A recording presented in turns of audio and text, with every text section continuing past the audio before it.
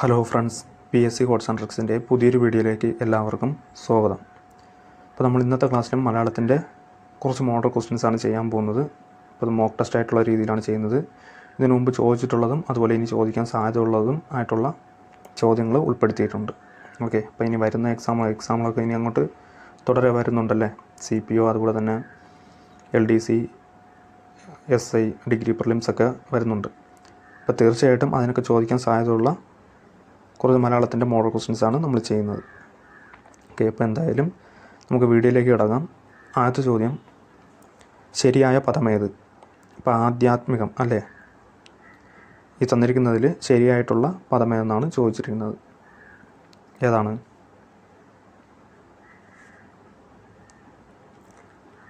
അപ്പം നിങ്ങൾ ഓപ്ഷൻസ് നോക്കിക്കൊള്ളാം.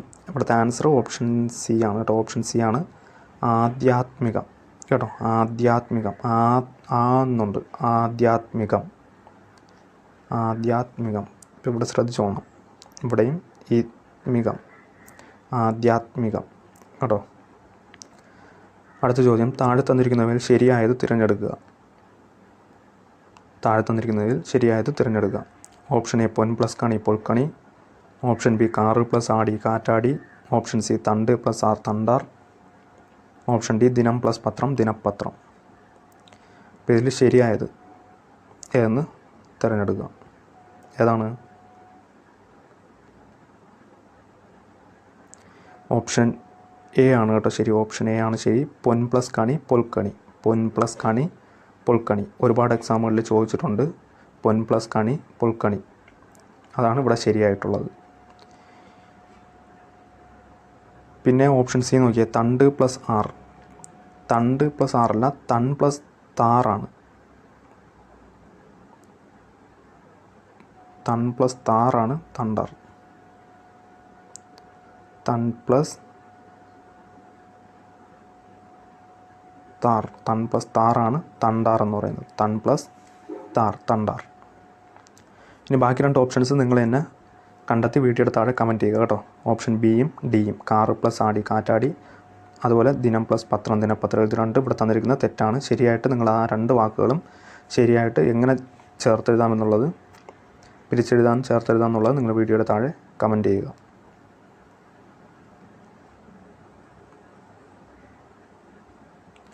അടുത്ത ചോദ്യം, തോഴിയുടെ പര്യായപദം അല്ലാത്തത് ഏത്? അപ്പോൾ ഈ തന്നിരിക്കുന്നതിൽ തോഴിയുടെ പര്യായപദം അല്ലാത്തത് ഓപ്ഷൻസ് ആളി, സഖി, വയസ്യ, തനയ. തോഴിയുടെ പര്യായപദം അല്ലാത്തത് ഏത്?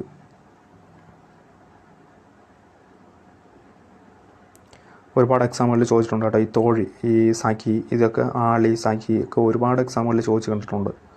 ഇവിടുത്തെ ആൻസർ ഓപ്ഷൻ D ആണ്, തനയ. തനയ എന്നതിൻ്റെ അർത്ഥം പുത്രിയാണ്, പുത്രി. തനയ എന്നതിൻ്റെ അർത്ഥം പുത്രി എന്നാണ്, പുത്രി. അപ്പം ബാക്കിയൊക്കെ തോഴി എന്നർത്ഥം വരുന്നതാണ്. ആളി, സഖി, വയസ്യ ഇതൊക്കെ തോഴി എന്നർത്ഥം വരുന്നതാണ്. ഇപ്പോൾ തനയ എന്നതിൻ്റെ അർത്ഥം പുത്രിയാണ്. അതുപോലെ വയസ്യ ശ്രദ്ധിച്ചോളണം കേട്ടോ. നമ്മൾ വയസ്യ എന്ന് ആലോചിക്കുമ്പോൾ ചിലപ്പോൾ അത് വരത്തില്ലെന്ന് വിചാരിക്കും. അപ്പോൾ വയസ്യ എന്നതിൻ്റെ അർത്ഥം തോഴിയാണ്. ആളി, സഖി, വയസ്യ. തനയ എന്നതിൻ്റെ അർത്ഥം പുത്രി. അടുത്ത ചോദ്യം, ചുവടെ തന്നിരിക്കുന്നവയിൽ സലിംഗ ബഹുവചനത്തിന് ഉദാഹരണം ഏത്? സലിംഗ ബഹുവചനത്തിന് ഉദാഹരണം. അപ്പോൾ സലിംഗ ബഹുവചനം എന്ന് പറയുമ്പോൾ എന്താണ്? നമുക്കവിടെ ലിംഗം ഐഡൻറ്റിഫൈ ചെയ്യാൻ സാധിക്കും അല്ലേ? അങ്ങനെയുള്ളത് ഇതിലേതാണ്?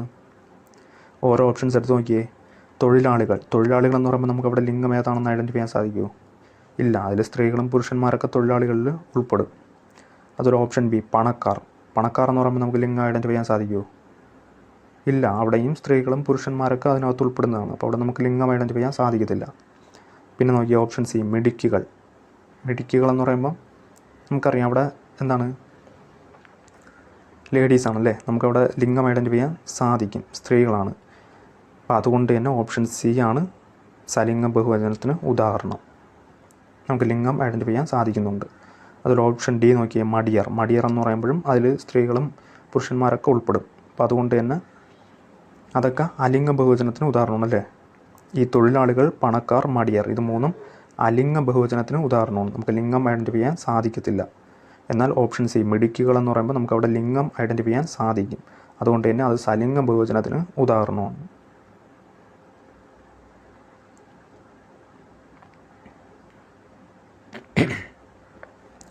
അടുത്ത ചോദ്യം, ഏതു പ്രശ്നവും പുഷ്പം പോലെ പരിഹരിക്കാൻ അദ്ദേഹത്തിന് കഴിഞ്ഞിരുന്നു. ഈ വാക്യത്തിൻ്റെ ശരിയായ ഇംഗ്ലീഷ് വിവർത്തനം ഏതാണ്? ഏതു പ്രശ്നവും പുഷ്പം പോലെ പരിഹരിക്കാൻ അദ്ദേഹത്തിന് കഴിഞ്ഞിരുന്നു. Options: option A, his personality was smooth like a flower and that helped him solve the problems. Option B, he loved flowers and solved problems using them. Option C, he could solve any problem easily.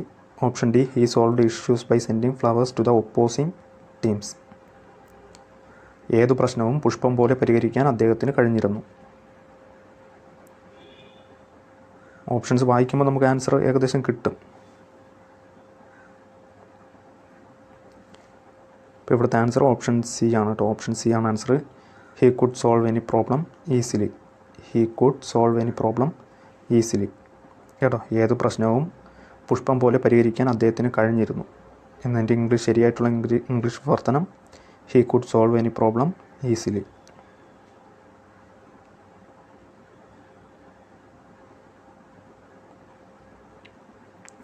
അടുത്ത ചോദ്യം, ശരിയല്ലാത്ത പ്രയോഗം ഏതാണ്? ഇപ്പോൾ ഇവിടെ 4 options തന്നിട്ടുണ്ട്.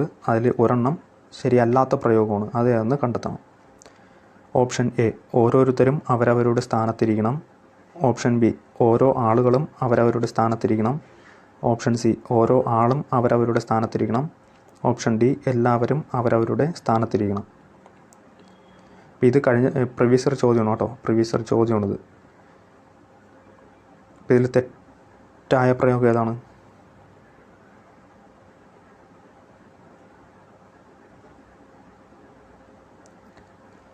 ഇപ്പോൾ ഇവിടുത്തെ തെറ്റായിട്ടുള്ളത് option B ആണ് കേട്ടോ. ഓപ്ഷൻ ബി ആണ് ഇവിടെ തെറ്റെന്ന് പറയുന്നത്. ഓരോ ആളുകളും അവരവരുടെ സ്ഥാനത്തിരിക്കണം എന്ന് നമ്മൾ പറയത്തില്ല. ഓരോ ആളുകളും എന്ന് പറയത്തില്ല, ഓരോ ആളും എന്നേ പറയത്തുള്ളൂ. കാരണം ഓരോ എന്ന് പറയുമ്പോൾ സിംഗുലറാണ്, ആളുകളും എന്ന് പറയുമ്പോൾ അവിടെ പ്ലൂറലാണ്. അങ്ങനെ വരത്തില്ല.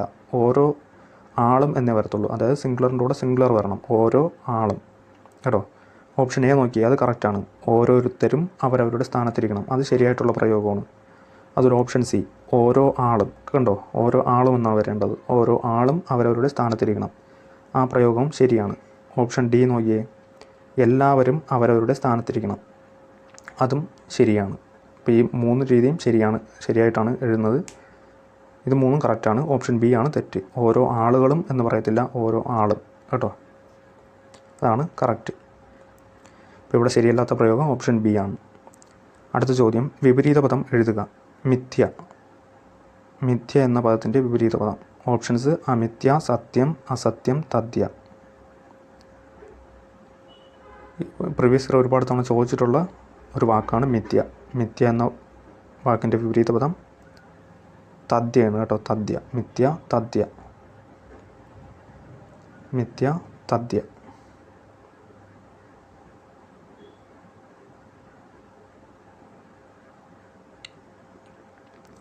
അടുത്ത ചോദ്യം, ശൈലിയുടെ ശരിയായ അർത്ഥമെന്ത്? കാനന ചന്ദ്രിക. കാനന ചന്ദ്രിക എന്ന ശൈലിയുടെ ശരിയായ അർത്ഥം. ഓപ്ഷൻ എ, ഉപയോഗശൂന്യമായത്. ഓപ്ഷൻ ബി, കണ്ടില്ലെന്ന് നടിക്കുക. ഓപ്ഷൻ സി, അപൂർവമായ സംഭവം. ഓപ്ഷൻ ഡി, വളരെ സ്പഷ്ടമായത്. കാനന ചന്ദ്രിക എന്ന ശൈലിയുടെ അർത്ഥം.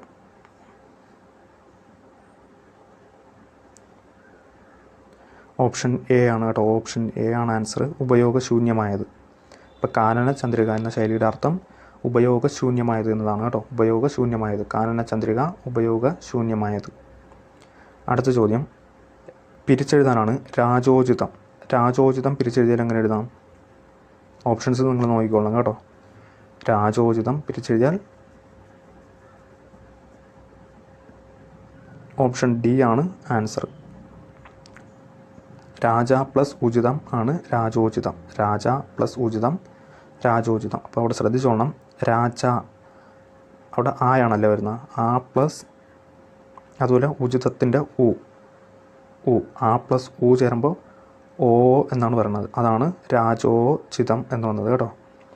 രാജ ആ രാജ ജാൻ്റെ അവിടുത്തെ ആ പ്ലസ് ഉചിതത്തിൻ്റെ ഉ ചേരുമ്പോൾ ആ പ്ലസ് ഉ ചേരുമ്പോൾ ഓ എന്ന് വരും. അതാണ് ചേർത്ത് കഴിയുമ്പോൾ രാജോചിതം എന്ന് വന്നത് കേട്ടോ. ശ്രദ്ധിച്ചോണം. രാജ പ്ലസ് ഉചിതം രാജോചിതം.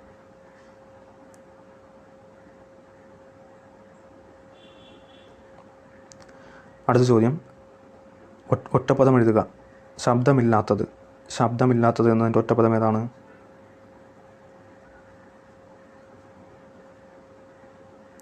ഓപ്ഷൻസ് നിരാനന്ദം, നീരവം, പ്രതിലോമം, ഖിലം.